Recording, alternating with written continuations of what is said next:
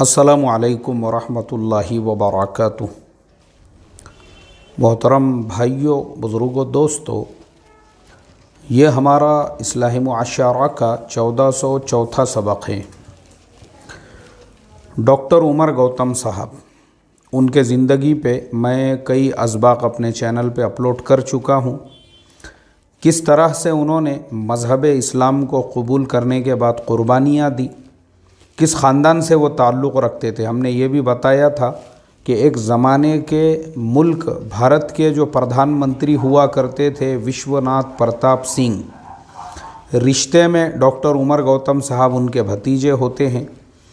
ऐसे फैमिली से बिलोंग करते थे और इसी तरह से उन्होंने देहरादून के अंदर जो वहाँ पे एग्रीकल्चर यूनिवर्सिटी है, वहाँ से बीटेक किया, आगे की पढ़ाई कर रहे थे। वहीं पे अल्लाह तबारक व तआला ने उनको हिदायत अता फरमाई थी। इतने बड़े फैमिली से बिलोंग करने के बावजूद, इतने हायर एजुकेटेड, लेकिन माशाल्लाह उन्होंने मज़हब इस्लाम को कबूल किया। और सिर्फ़ ये नहीं कि कबूल किया, बल्कि उसकी खातिर क़ुरबानियाँ दी और उसके मुबल्लिग़ बने, उसके दाई बने। अल्लाह तबारक व तआला ने दुनिया भर से उनसे दीन का काम लिया। उनकी मेहनत की बरकत से हज़ारों लोग ईमान में दाखिल हुए। लेकिन चूँकि अब मुल्क के हालात तो आप तमाम लोगों की नज़रों के सामने हैं, डॉक्टर उमर गौतम साहब को गिरफ़्तार कर लिया गया। और डॉक्टर साहब को गिरफ़्तार करने के कुछ दिनों के बाद, अभी यानी एक 15 दिन पहले, उनके जो बेटे हैं उनको भी गिरफ़्तार कर लिया गया। इस तरह से अब घर में उनकी बीवी है, उनकी बेटी है। लेकिन मसाइल हमारे मुल्क में ऐसे हैं ना, हम लोग ख़ुद गरज़ और मफाद परस्तों के समाज में सांस ले रहे हैं। हमारे यहाँ पे जब किसी के अच्छे हालात होते हैं, कोई उरूज पर होता है, तो सब लोग उसको सलाम करते हैं, सब लोग उसके आगे झुकते हैं। लेकिन जैसे ही कोई हालात का शिकार हो जाता है तो फिर अपने भी जो है उससे दूर हो जाते हैं, अपने भी पहलू खींच लेते हैं। ऐसा ही इल्ज़ाम डॉक्टर उमर गौतम साहब की जो बेटी है उन्होंने समाज पर लगाया है और ये कहा है कि देखो, आज हम हालात का शिकार है तो कोई हमारा पुरसाने हाल नहीं है, कोई हमारी ख़बर लेने के लिए तैयार नहीं है। तो ये मेरे सामने जो है उनकी बेटी की एक तहरीर जो एक न्यूज़पेपर में शाये हुई है, मैं आपको वो पढ़कर सुनाता हूँ और फिर उसके बाद हम इस पूरे केस को टेक्निकल एनालिसिस भी करेंगे। उमर गौतम की बेटी का कर्ब, सबने हमें छोड़ दिया, लड़ाई में अकेले रह गए, तंजीमें भी खामोश, ज़िंदगी ख़त्म सी हो गई।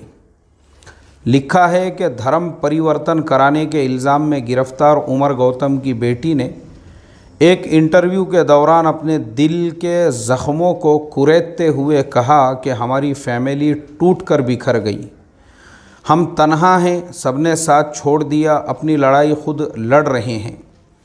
ज़िंदगी का हिस्सा ज़्यादातर वकीलों के पीछे दौड़ने में गुज़रता है, कोई तंजीम नहीं बोलती हमारे हक़ में, सब ने होंठ सी लिए हैं। एक न्यूज़ पोर्टल से गुफ्तगू करते हुए उमर गौतम की बेटी ने कहा कि केस में कोई पेश रफ्त नहीं हुई, कोई उम्मीद अफजा बात नहीं हुई। उन्होंने बताया कि लखनऊ पापा से मिलने जाते रहते हैं, उनकी सेहत ख़राब हो रही है, मायूसी बढ़ती जा रही है, मेरी मम्मी टूटती जा रही है, भाई की गैर कानूनी गिरफ़्तारी ने उनको और मुझे तोड़कर रख दिया है, पापा और भाई वो बेगुनाह है, ये साबित करना हमारा हदफ है। उन पर आयद इल्ज़ामात के बारे में बात करते हुए कहा कि वो फेब्रिकेंड में पापा तब्दीली मज़हब करने वालों की कानूनी मदद करते थे, किसी का मज़हब तब्दील नहीं कराया, ना तरगीब दी और ना ही कहीं पर दबाव डाला। दूसरे, उनका ऑफ़िस दिल्ली में है, मुक़दमा लखनऊ में रजिस्टर्ड हुआ है, दफ्तर 2010 में कायम किया था। उनकी बेटी ने एक सवाल पर कहा, अभी तक कोई ऐसी बात सामने नहीं आई कि पापा को टॉर्चर किया गया या उन पर कोई ज़्यादती हुई है, मगर जेल तो जेल है, बस उनकी ये ख्वाहिश है कि वो बेगुनाह साबित हो, बाइज़्ज़त बरी होकर समाज के सामने आए। मैं मेन स्ट्रीम मीडिया के रवैये पर जवाब देते हुए बेटी ने कहा, उसने हमारी फैमिली की इमेज तबाह कर दी, ज़िंदगी भर की साख को ख़त्म कर दिया।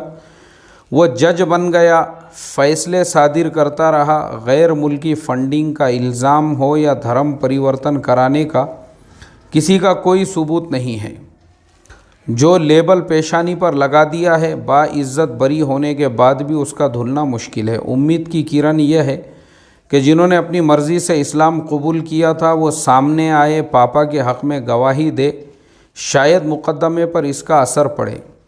उन्होंने बताया कि उनके वालिद पर 4 जगहों गुजरात, फ़तेहपुर, दिल्ली और लखनऊ में मुक़दमात का इंदराज हुआ है। के क्या हालत होती होंगी कि गुज़िश्ता दिनों गुजरात ले जाया गया था, उन दिनों लखनऊ जेल में है, इन दिनों लखनऊ जेल में है। क्या लोग साथ दे रहे हैं? बेटी ने कहा कि नहीं, ददियाल हो या ननियाल हो, कोई नहीं है हमारा, हम अकेले हैं। मैं और मेरी मम्मी भाई का सहारा था, उसको भी ले गए। मेरी और मम्मी की सेहत ख़राब हो रही है। मेरे भाई की जॉब, फ्यूचर, करियर, इज़्ज़त सब ख़त्म सा लगता है। हमारे सपोर्ट में कोई नहीं है। तंजीमें भी खामोश, घर की दीवारों में क़ैद होकर रह गए हैं।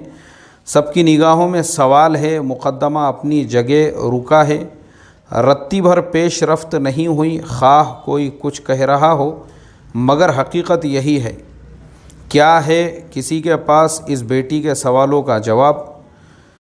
मोहतरम दोस्तों, यह वह तहरीर थी जो मैंने अभी आपको पढ़कर सुनाया हूँ, जिसके एक एक लफ्ज़ से दर्द और कर्ब की सदाएं बुलंद हो रही है। मुझे तो बड़ा दुख हुआ यह तहरीर पढ़कर, और मुझे अफसोस भी हुआ। सबसे पहले तो उन तंजीमों पर, गुजरात में कुछ होने दो, महाराष्ट्र में कुछ होने दो, क्योंकि बहुत सारी मुसलमानों की तंजीमें जो अपने आप को मुल्की तंजीम कहती है, लेकिन उनका पूरा क्या पूरा फोकस सिर्फ महाराष्ट्र और गुजरात पर होता है, क्योंकि इन्हीं 2 सूबों से उनको सबसे ज़्यादा फंडिंग होती है। महाराष्ट्र में कुछ होने दो तो उनके जो कौमी रहनुमा हैं वो दौड़ते दौड़ते चले आएंगे। गुजरात में कुछ होने दो, गुजरात, महाराष्ट्र या ऐसे सूबे हैं, यहाँ से भरपूर उनको चंदा पहुँचता है। और अफसोस की बात यह है कि उनके अपने सूबों के अंदर कौम की बेटी दर्द से कराह रही है। और उसका सबसे ये सवाल है कि आप गुजरात के मामलात में इंटरेस्ट लेते हो, महाराष्ट्र के मामलात में इंटरेस्ट लेते हो, लेकिन आपके अपने सूबे के अंदर डॉक्टर उमर गौतम साहब, उनकी बेटी को कोई दिलासा देने वाला नहीं है, उसके घर पे कोई जाने वाला नहीं है, उसको तसल्ली बख्श अल्फाज बोलने वाला कोई नहीं है, और वो और उनकी वालिदा मिलकर ही यह केस लड़ रहे हैं। मुझे बड़ा अफसोस हुआ मोहतरम दोस्तों। चूँकि देखो, मैं आपको बताता हूँ, मुसलमानों का दोगलापन मैं आपको बताऊँगा। आज जो है ना, हमारी कौम का दोगलापन, और हमारा दोगलापन ऐसा है कि हम सोशल मीडिया पे तो मिल्लत के हमदर्द बन के बैठे हुए हैं। फेसबुक पर देखो, आपको हज़ारों मुसलमान नौजवान ऐसे मिलेंगे इनकलाब की बातें करने वाले, यानी उनके अल्फाज और उनके जुमलों में से जो टपकता हुआ आपको जोश और जज्बात नज़र आएगा। आपको ऐसा लगेगा कि बस अब कल ही जो है पूरे मुल्क में एक इनकलाब आने वाला है। ऐसी इनकलाबी बातें और जोशीली बातें। मगर अफसोस की बात है, सोशल मीडिया के ऊपर हज़ारों नौजवान आपको जोशीली जज्बाती तहरीरें बिखेरते हुए मिलेंगे। यूट्यूब के ऊपर मैं समझता हूँ कौम और मिल्लत के नाम पे रोज़ाना कम से कम 10-12 नए चैनल ओपन होते होंगे, जहाँ से कौम और मिल्लत की हमदर्दी के अंदर अल्फाज के दरिया बहाए जा रहे हैं। लेकिन हकीकत ये है, जब अमली मैदान का मसला आता है तो पड़ोस में क्या हालात है हम उससे बेफिक्र है। जब हकीकत को हम देखते हैं तो पता ये चलता है कि पूरी कौम के पास में कोई ऐसा वकील नहीं है, एक वकील नहीं है हमारे पास। क्योंकि मैंने जैसे आपको कहा ना, यह हमारा दोगलापन है। सोशल मीडिया पे हम कौम के हमदर्द बन के बैठे हुए हैं और बस मैसेजेस की बारिश हो रही है और यूट्यूब पे अल्फाज के दरिया बहाए जा रहे हैं। और इस तरह से जो हालात का शिकार है उनको मोरल सपोर्ट करने के लिए भी कोई तैयार नहीं है। कम से कम उनके घर पे जा सके। ये बड़ी बड़ी तहरीकों तंजीमों के ज़िम्मेदार जिनका पूरा फोकस महाराष्ट्र और गुजरात पे होता है कि कम से कम वो उनके घर पे जाए और घर पे जाकर जो है उनकी बेटी से ये कहे कि हम लोग तुम्हारे साथ में। अरे ये बोल भी दिए अगर आपने तो उससे भी बहुत बड़ा जो है सपोर्ट हो जाता है, उससे भी बहुत बड़ा सपोर्ट होता है, एक हिम्मत बनती है और ये लगता है कि भाई हमारे साथ में भी कुछ लोग खड़े हुए हैं। मगर अफसोस की बात है ये हम दोगले लोग हैं।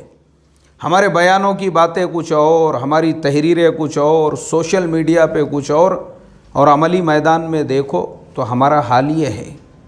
अल्लाह हिफाजत फरमाए। मोहतरम दोस्तों, हमारे पास अमली मैदान में एक वकील नहीं है। वकील, मैं जैसा आपको बताया हूँ ना कि ये सारे मसले इसके लिए वकील लगता है। कैसा? एडवोकेट महमूद पराचा साहब के जैसा।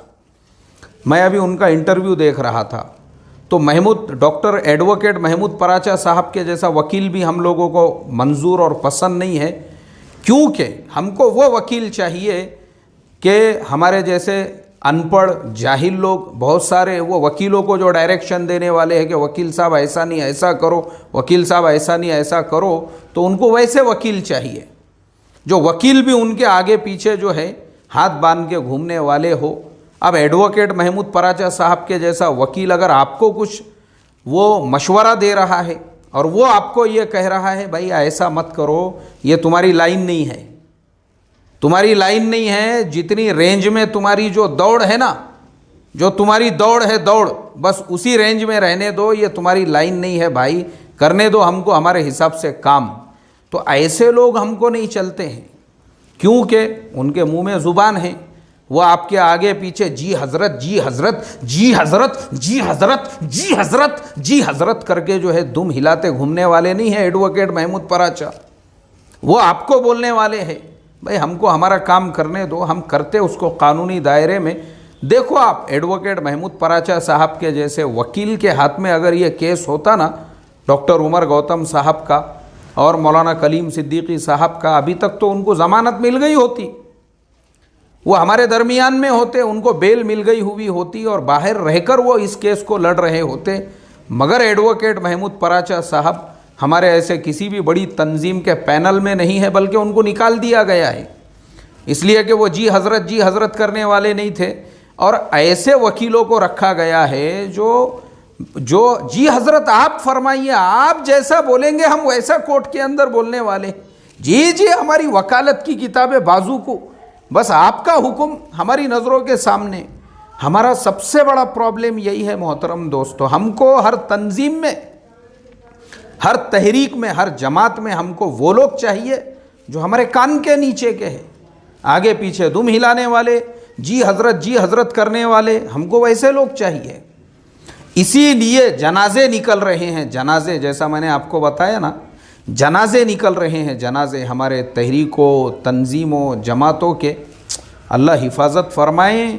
वो डॉक्टर उमर गौतम साहब की बेटी के जो अल्फाज है कोई सपोर्ट करने को तैयार नहीं है। और हम दोगली कौम हैं, खाली फेसबुक पे हमारा जोश देखो तुम, और टीपू सुल्तान की रहमतुल्लाह अलैह की बस तस्वीरें और उनका बर्थडे फिर आने दो, पूरे सोशल मीडिया पे जोश ही जोश होता है। इसी वजह से हमने जो हमारे फाउंडेशन के तहत में उलामा के लिए पेंशन योजना जो शुरू की है ना, हमने भी यही देखे थे कि कौम का जोश खाली सोशल मीडिया पे जैसे ही 5 सितंबर की तारीख आती है उसके बाद ऐसी बारिश होने लगती है हैप्पी टीचर्स डे के नाम पर। और मैंने देखा मदरसों के जो शेखुल हदीस रिटायर हो गए थे, मक्खियाँ पूरे आंग पे भिन भिना रही है, दवा गोली को पैसे नहीं उनके पास। और एक शागिर्द दुबई में, दूसरा कतर में, तीसरा बहरीन में और चौथा जो है हज़ारों के मजमे में खिताब कर रहा है, लेकिन वो उस्ताद मोहतरम का कोई पुरसाने हाल नहीं, वहीं बैठे बैठे खाली सोशल मीडिया पे हैप्पी टीचर्स डे। अल्लाह हिफाजत फरमाए। इसलिए हमने प्रैक्टिकल और अमली मैदान में आकर पेंशन योजना जो है वो शुरू की। तो ऐसा हाल है भाई हमारा, हम दोगले हमारे पास में एक तरफ सोशल मीडिया की ज़िंदगी अलग, जहाँ पे टीपू सुल्तान रहमतुल्लाह अलैह की तस्वीरें प्रोफाइल पे रखेंगे और दूसरे सुल्तान सलाहुद्दीन अय्यूबी का इंतज़ार करेंगे, और अमली एतबार से जो लोग जेल की सलाखों के अंदर है उनके घर पे जाके उनको मोरल सपोर्ट करने को तैयार नहीं है हम। अरे अरे अरे अरे अरे अरे मोरल सपोर्ट उनके अपने शहर के ही अगर कुछ लोग उनसे मिलने को चले जाए और अतराफ़ के शहर से लोग मिलने को जाए और उनको खाली सपोर्ट करे, मैं समझता हूँ उससे भी उनकी हिम्मत बंधेगी। मगर मैंने कहा ना, दोगलों की कमी नहीं गालिब, सोशल मीडिया पे चले जाओ, आपको होलसेल के भाव से मिलेंगे। अल्लाह हिफाजत फरमाई। अस्सलामु अलैकुम व रहमतुल्लाहि व बरकातुहू।